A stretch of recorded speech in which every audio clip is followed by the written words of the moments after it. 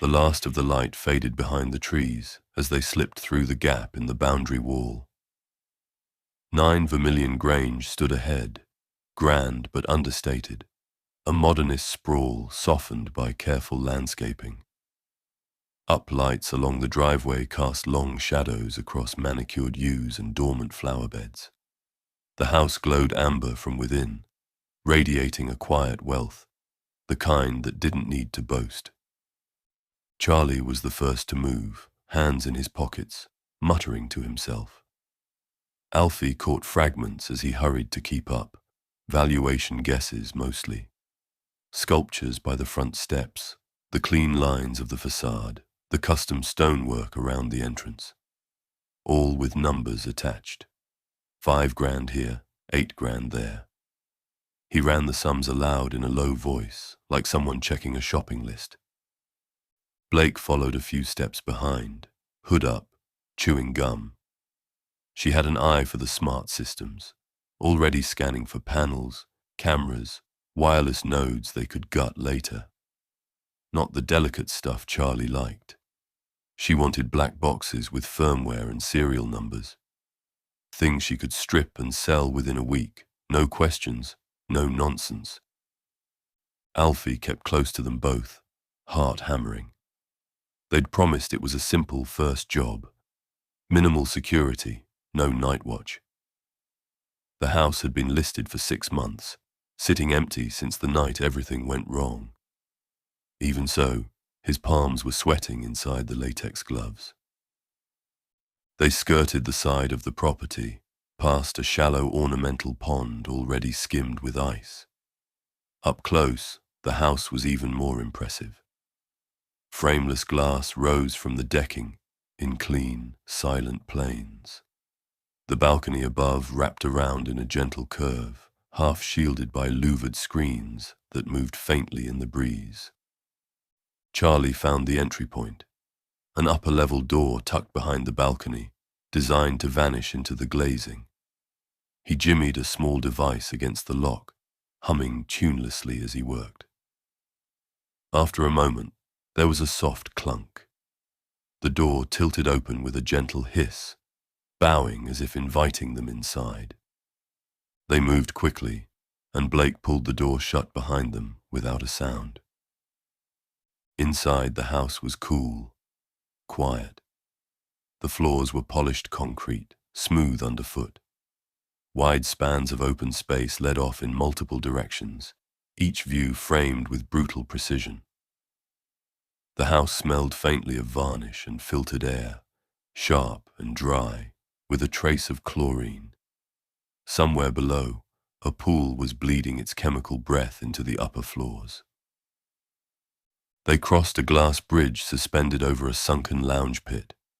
Stark furniture sat below, arranged like a showroom, untouched. Overhead, recessed lighting cast a dim, even glow. The effect was dreamlike, as though the house weren't quite awake. 2 statues flanked the gallery foyer, tall, cold figures hammered from dull steel.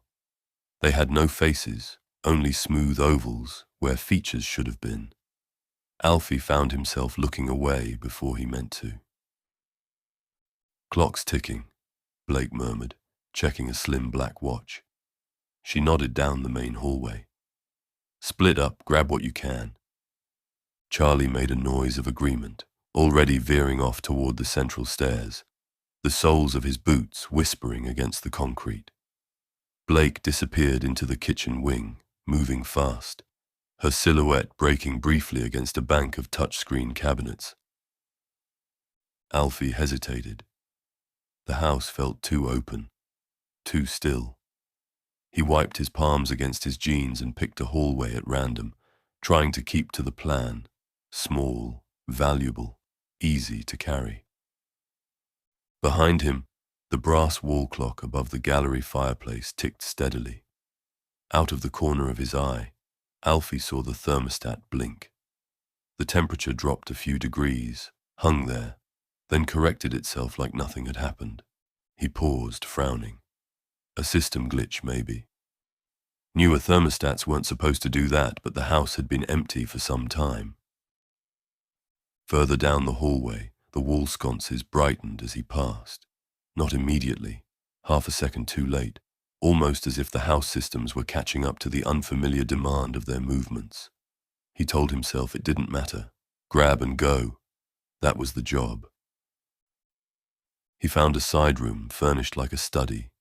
Thick, heavy chairs, minimalist desk, a shelf of first editions under glass. He moved to the shelf first, testing the case. Locked.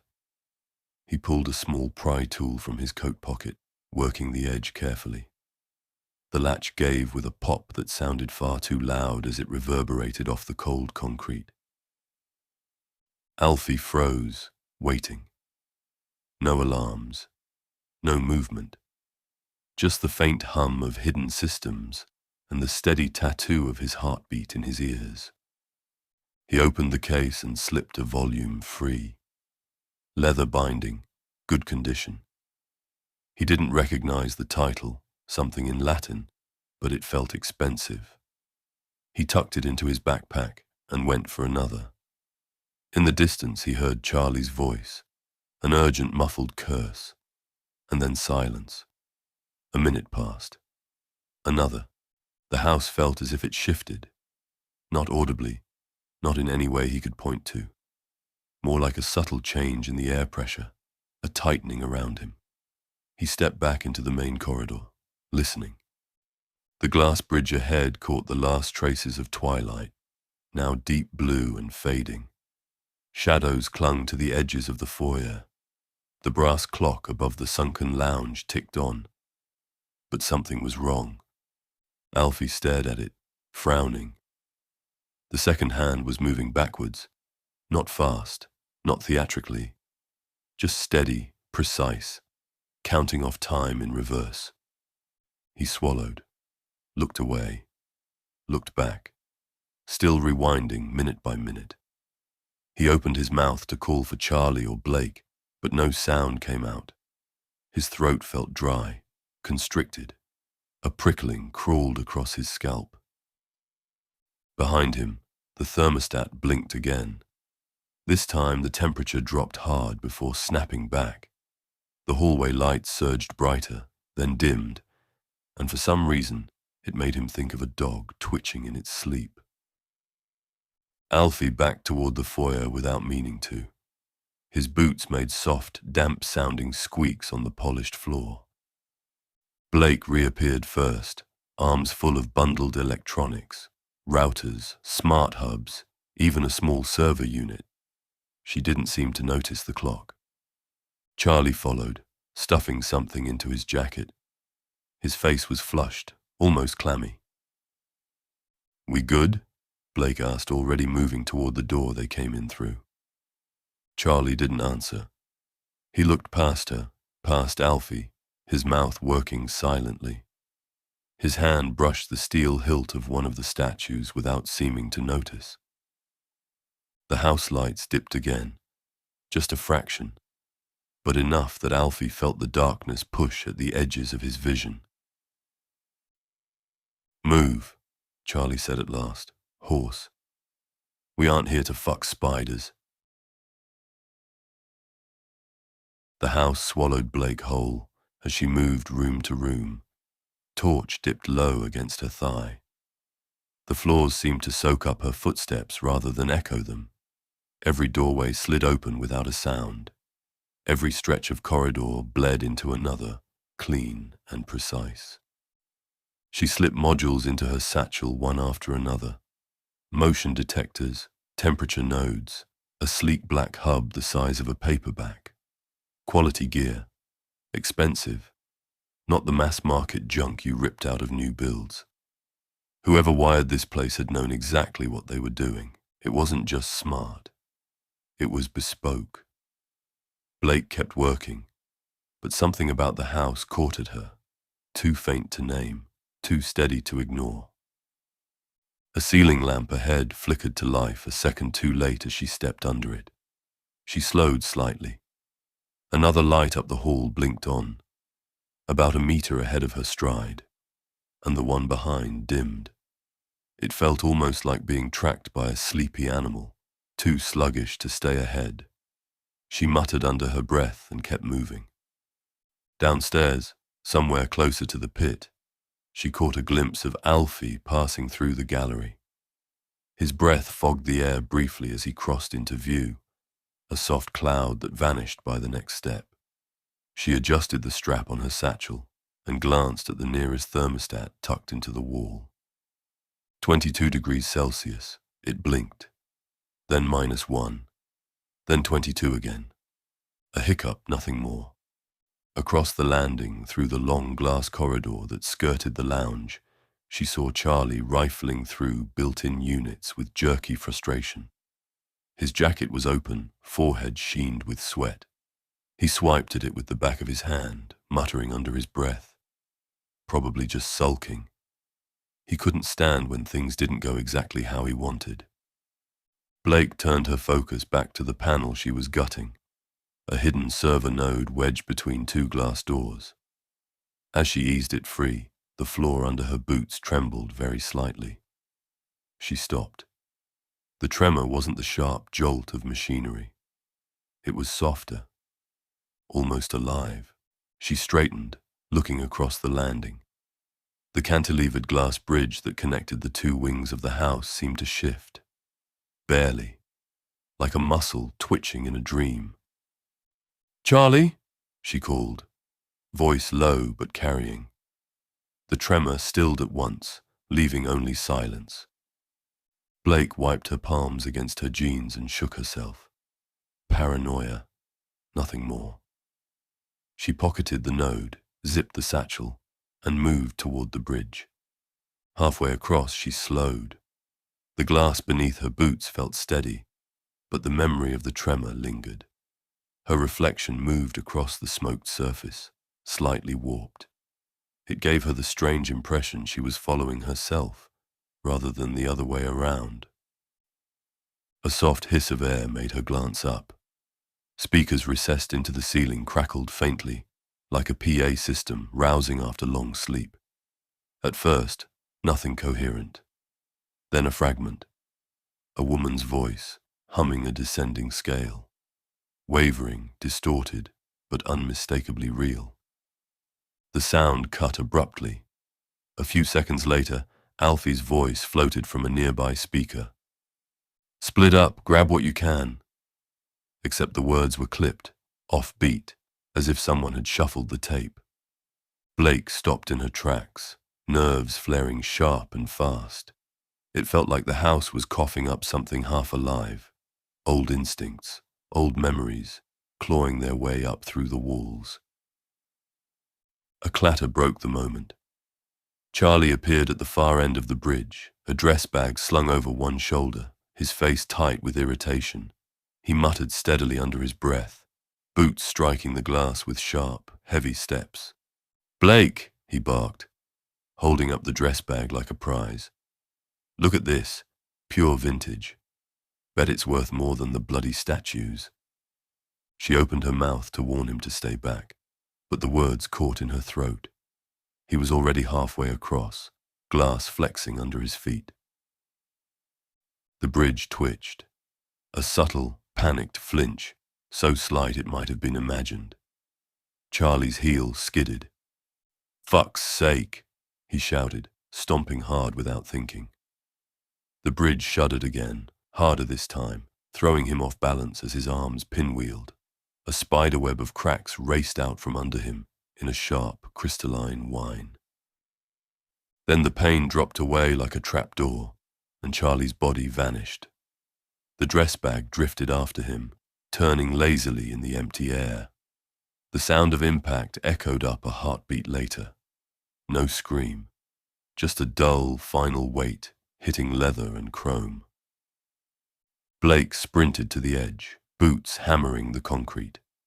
The pit gaped below. The lounge lay untouched, except for the glint of glass shards scattered across the sunken floor, and the dark bloom spreading from the figure crumpled at its center. Charlie's body twitched once. Blood pumped rhythmically from the gash across his throat, soaking into the cushions like ink into blotting paper. Blake gripped the railing, until her knuckles went bloodless. Her mind stalled, refusing to catch up. Charlie had been just there. Below, the shattered glass caught the light, glittering like frost. Alfie appeared at the far end of the landing, frozen mid-step. His hands hung useless at his sides. His gaze flicked from the shattered bridge to the body sprawled below, bleeding into the fine leather. But he didn't move. He just stared. Blake forced her voice into something that almost sounded steady. "Stay there," she said. The words came out thin, distant, barely hers. The clock above the fireplace ticked once, audibly. A soft, deliberate sound. When Blake turned her head, she saw the second hand crawling backward, dragging the minutes behind it like a net. Something inside her cracked then, some last assumption about what they were dealing with. This wasn't bad wiring. This wasn't faulty programming. The house was awake. The house remembered. And that had just got Charlie killed. She pressed a hand flat against the cool glass railing, feeling it tremble faintly under her touch, like a living thing still shivering after violence. The sensation crawled up her arms and anchored her to the spot. Alfie knelt beside the lounge bench, glass dust prickling through his trousers, the smell of copper thick as fog. Charlie's body had folded awkwardly, head tipped back, throat open to the glossy white of vertebra. Blood still seeped from the wound, no longer in great crimson spurts. Now it was unhurried, more like a leak than a catastrophe. Blake pressed her palm to the cushions for balance, but instead felt warmth seeping through the leather, and the last fragments of disbelief left her shoulders. He wasn't hurt. He was gone. A hush settled, broken only by the last of Charlie's warmth, pattering into small pools on the concrete. Blake tasted metal at the back of her throat and forced herself to speak. "We can't fix this." Her voice shook, but the words held. "We get out, call it in, stay anonymous. Nothing else keeps us out of a cell." Alfie nodded, though he seemed not to understand.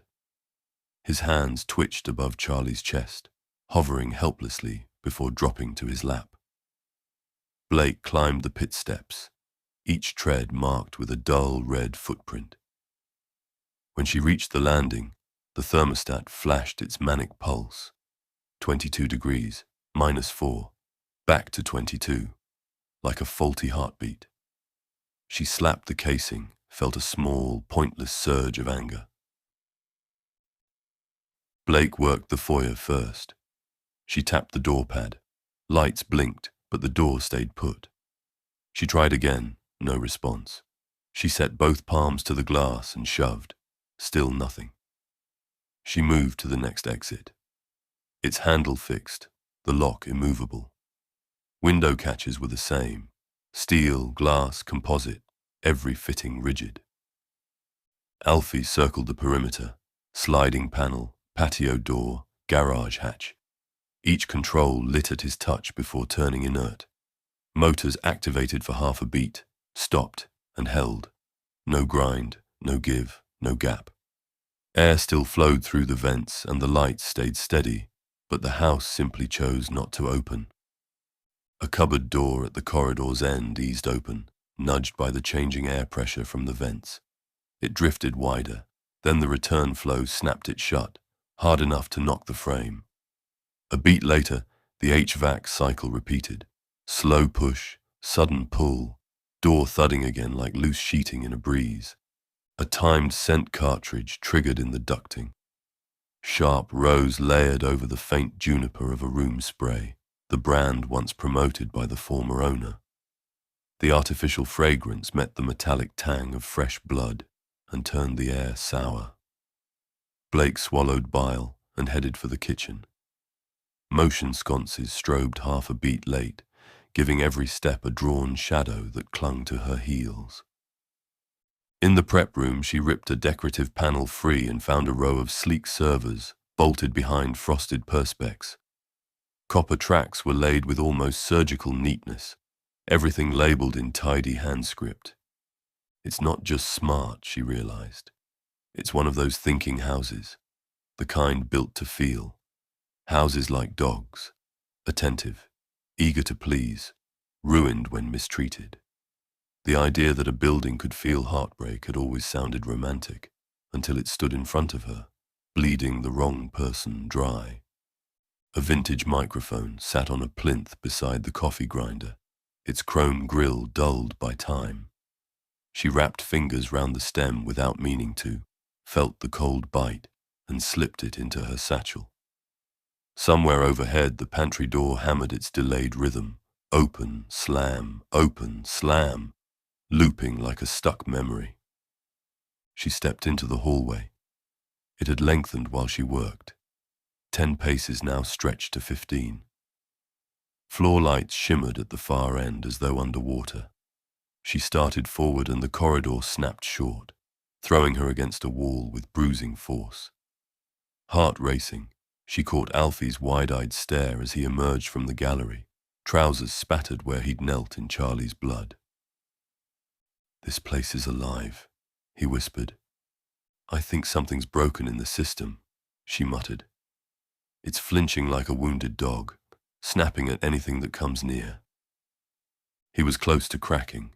She looped an arm through his and steered him toward the rear wing. Any exit they hadn't tested was worth a try. The pool hall hit them with clinical white light. Water lay flat, faint chlorine hanging in the air.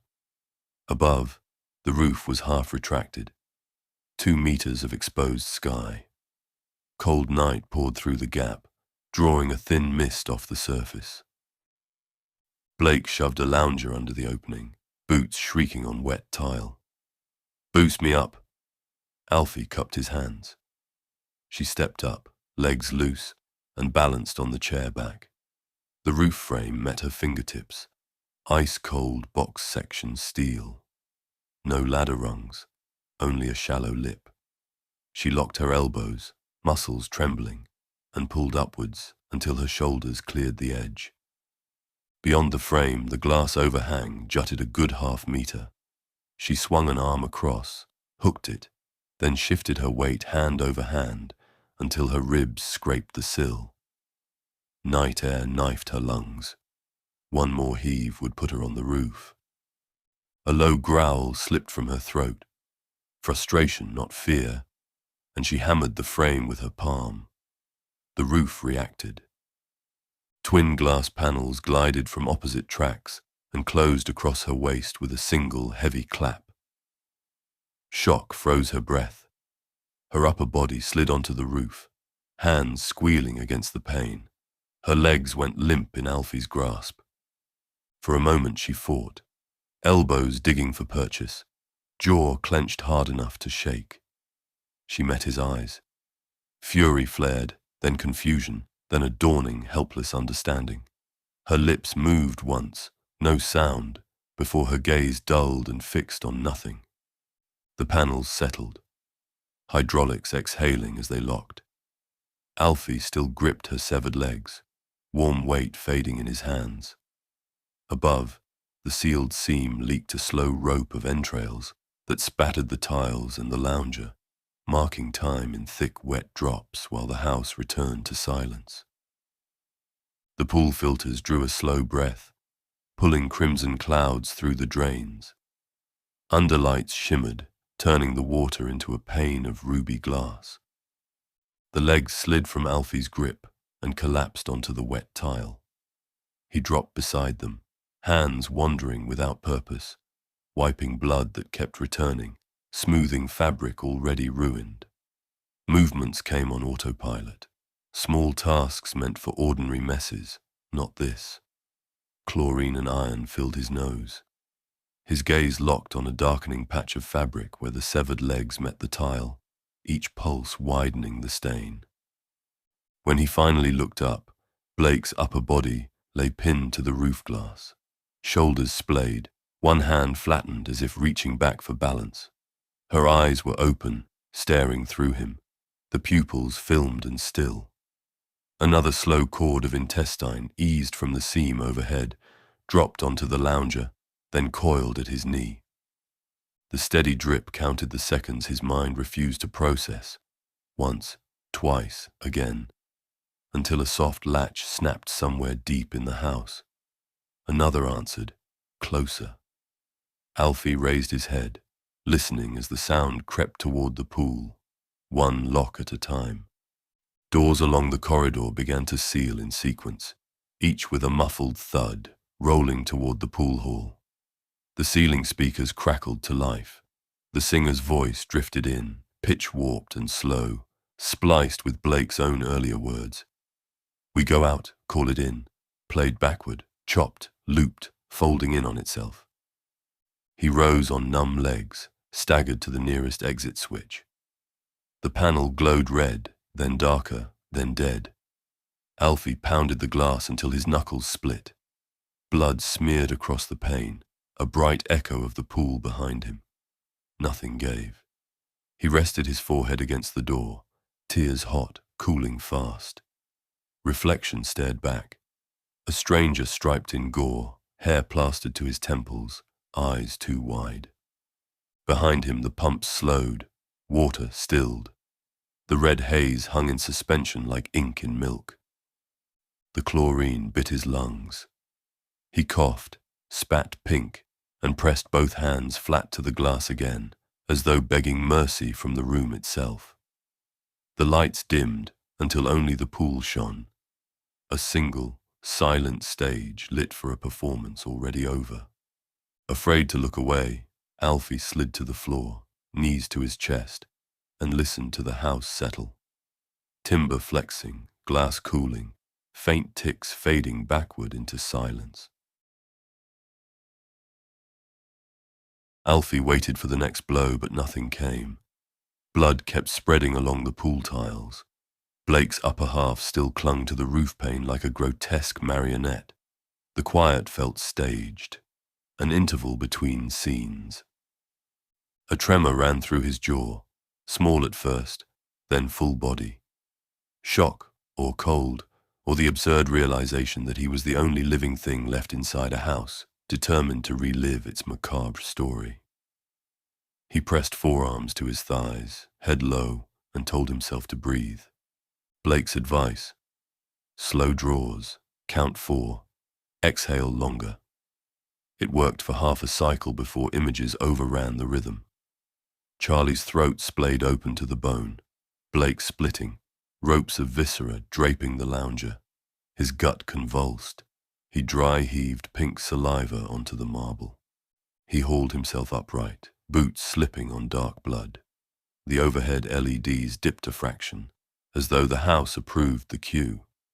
He eased past the lounger, through the glass doors, into a corridor that still smelled of chlorine, but carried an undertone of hot electrics. Light strips shadowed him at a polite delay, one panel behind, then 2. The hallway felt longer now, but he found the turning he wanted. The route to the kitchen, the last stretch that had offered doors not yet fused stubbornly shut. The floor changed from marble to polished concrete. He stopped at the threshold. The kitchen had been broad as a dance floor earlier. Now the edges leaned, cupboards foreshortened, island nudged closer to the fridge like furniture rearranged by a spiteful spirit. The fridge's motor had deepened to a throat-low vibration that shook cutlery in drawers. Overhead, downlights bloomed a little too bright, as if the ceiling had stooped to inspect its prey. Alfie edged in sideways, counting steps. 3 paces, hip to island. Earlier it had taken closer to 5. He reached for a drawer, tugged. It opened 3 inches, then stuck as the carcass pinched the runners. He tried to slam it shut, but was met only with pain spiking in his wrist. "Show me the controls," he muttered. "There's got to be a brain somewhere." His voice felt too small for a room bending itself to kill him, but saying something, anything, anchored him for a beat. He ripped off a kick plate. The stainless panel tore free, echoing like a cymbal. Behind, neat copper runs descended into concrete, welded over and offering no access. He tried another, same immaculate prison. The house had buried its nerves where no amateur thief could touch them. The refrigerator seemed to growl a deeper warning. A cupboard door eased open behind him, slow as a yawn, then slammed shut. The kitchen cooled by degrees, each breath misting the air. He turned to leave. The gap between island and exit felt narrower still, as if the room had exhaled while his back was turned. Lights in the hall winked alive 2 paces ahead. He followed, boots squeaking. When he glanced back, the kitchen lights died, leaving the room to the darkness. At the terminus of the corridor waited a matte steel door Charlie had mocked as a rich folk panic wardrobe. Alfie tried the handle, and it yielded without complaint. Inside glowed soft grey, smooth walls, a single strip light. No console, no keypad, no phone dock. His blood-sticky fingers hesitated on the jamb. Leave it, he thought. But the corridor lights behind him throttled down and he stepped through. The door closed on automatic seals. No hiss, no drama, just a heavy lock clicking into place. Silence thickened.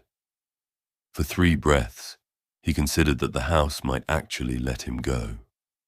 Panic rooms were built to preserve life. Maybe the design overrode whatever madness gripped its wider shell. He crouched, wiping drying gore onto his jeans, listening. But the room offered only the steady hum of its own filters in reply.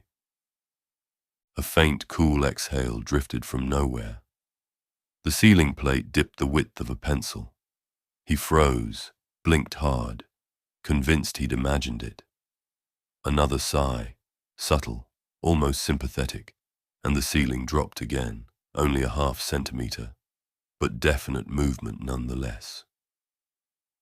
Panicked, he pressed both palms to the door.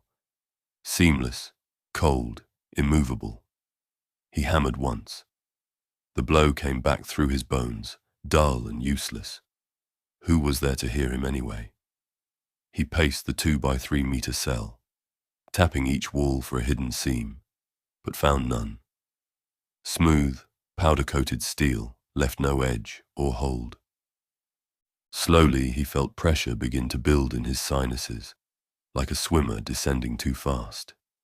His ears rang, drums bulging inward. His left ear cracked sharp and wet, a needle driven behind his eye. Then the right tore loose with a sudden snap, drowning the room in a fizzing hiss, broken only by his hammering pulse. He squatted, jaw working for relief that wouldn't come.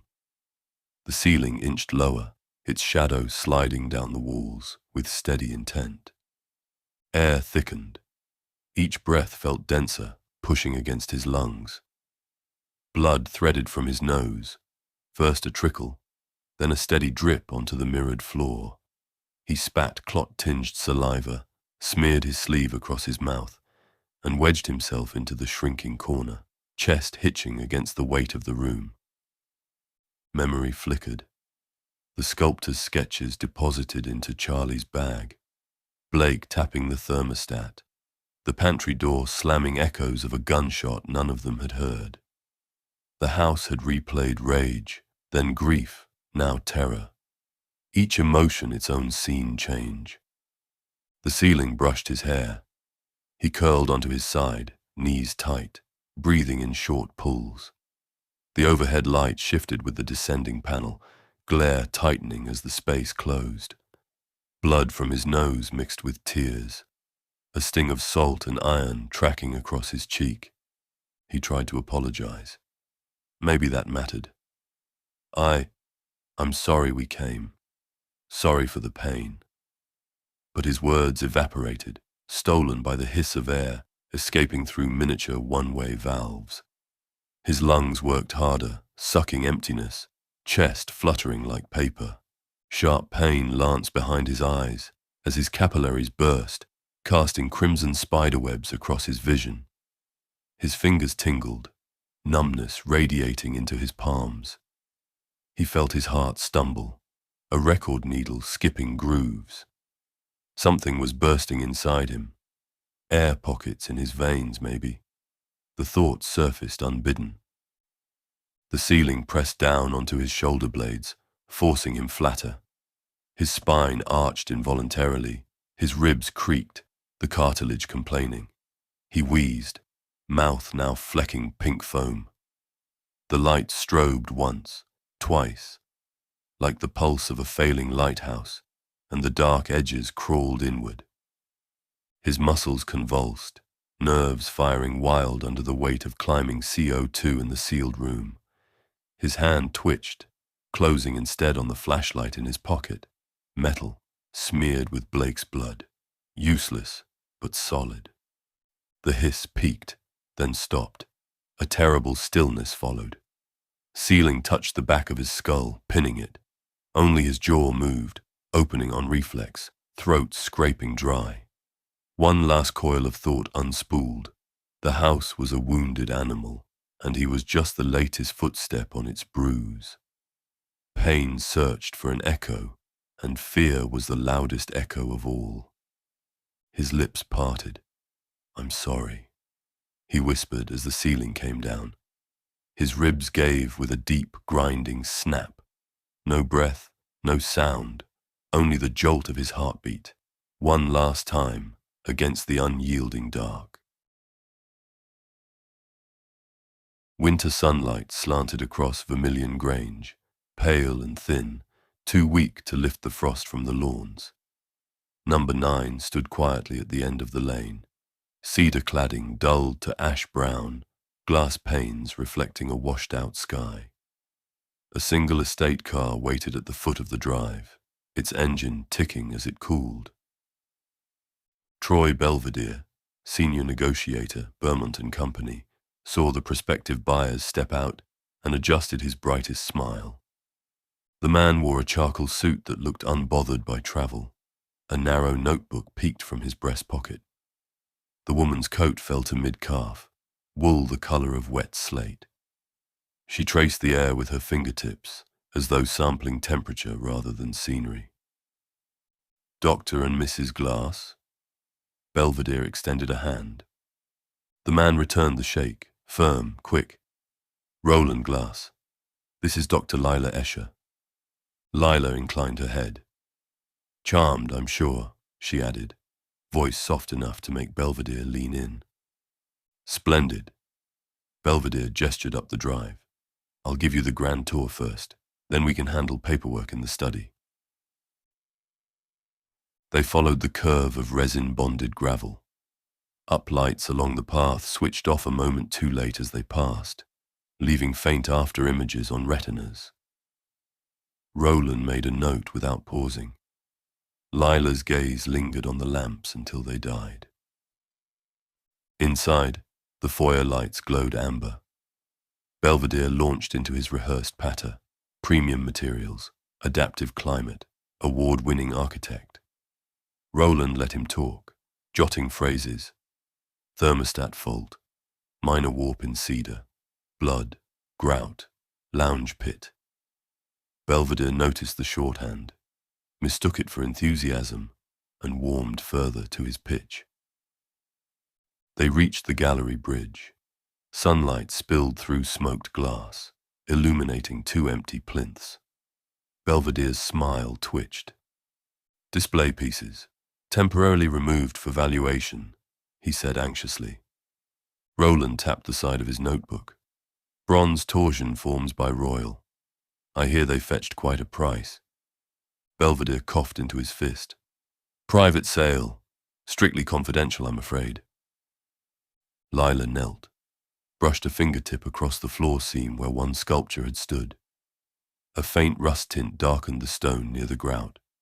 She pressed, lifted her finger, considered the stain with clinical calm. "Oxidized iron," she murmured, rubbing it between thumb and forefinger. "Could be anything. Old blood even. Certainly not bronze, though. Belvedere's composure slipped another degree. The builders must have missed a spot. Roland finished for him, eyebrow arched. They moved on. Thermostats showed a steady 22 degrees, though each blinked once to -2 before correcting. Roland timed the lag. Exactly 6 seconds slow. He wrote it down. In the dressing suite, Lila paused at an empty rail. A metal shoehorn lay on the floor, heel plate caved. She righted it, face unreadable, then stroked the wardrobe door. Lights above brightened, dimmed, brightened again. Belvedere cleared his throat. Just a minor firmware misalignment, easily recalibrated. Of course, Lila said. Downstairs they entered the lounge pit. Daylight revealed faint marbling in the grout between leather suites, something that resisted 3 rounds of industrial cleanser. Roland trailed a finger along the mark, rubbed thumb to forefinger, then wiped both on a pocket handkerchief already dotted with brown stains. There was an incident with trespassers, Belvedere offered, voice tightening. Police attended. No structural damage, no ongoing issue. Lila looked up at the brass clock on the far wall. Your incident happened 7 weeks ago. 6, Belvedere corrected, relief in the specificity. The clock is running several minutes behind, she observed. Was it slow on your last inspection too? Belvedere swallowed. The house has been dormant for some time. Clocks drift. Roland closed his notebook. We've read the coroner's inquest on the original homeowners, Mr. Belvedere. Double homicide. Fascinating reading. I wasn't with the firm back then, Belvedere began in earnest. No. Roland smiled without mirth.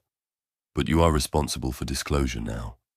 Most buyers would want reassurance that a psychotropic system involved in at least 2 historical fatalities and another recent incident won't misfire again. Belvedere's smile faltered completely. There was no misfire. Units this sophisticated can lock down for safety. The trespassers panicked, caused a mechanical failure, nothing more. One of the hydraulic roof panels sliced a woman in half, Roland said, voice even. Hard to blame that on nerves alone. Lila settled on the sofa edge, palms flat on her knees, as if calming a skittish animal. Lights overhead dimmed to a polite murmur, then brightened in a tentative apology. She nodded once, almost motherly. Belvedere dabbed his brow. Look, the house needs a thorough systems audit. The price reflects that. If you'd like another viewing. Roland laid a hand on Belvedere's arm. No need for that, provided the price reflects this second, unreported incident. Now, disclosure forms. He nodded toward the foyer. Let's step outside. Tidy up the wording whilst my wife finishes her assessment. I always find fresh air helps the pen flow. Belvedere, grateful for the rescue, hurried ahead. Lila remained. Footsteps receded. The front door clicked. Winter silence pressed in, cold but gentle. She rose and crossed to the center of the bridge. The glass bore her weight without protest. House, she whispered. Lights across both wings dimmed in unison, held, brightened. You have coped very well, she said, but it's time to stop hurting. A shiver rippled through timber joists, subtle as breath. Somewhere deep inside the HVAC sighed, not the panicked hiss of earlier malfunctions, but an exhalation after a held note. Floor panels relaxed. The thermostat blinked once, skipping the minus reading, settling at 21. Lila placed her palm on the railing, eyes half closed, listening to vibrations that the ear alone could not catch. We'll fix you right up. The house replied with a low, contented settling noise. Wood relaxing in its frame, steel easing tension. No lights flickered, no panels twitched, only a long, steady calm. Outside, Pale sunlight shifted. The glass caught it cleanly. No warping, no distortion, for the first time in months. By sunset, orange drenched the brutalist exterior. Number 9 stood quiet, not watchful, not tense, just still. Wind moved through the flower beds. The uplights blinked on, smooth and immediate. Inside, a soft glow passed room to room, touching the walls like memory, warming air that had long sat cold and still. In the gallery, the brass clock ticked forward, 1 second smooth and certain, then another, and finally nothing followed but the slow drift of dust through quiet rooms.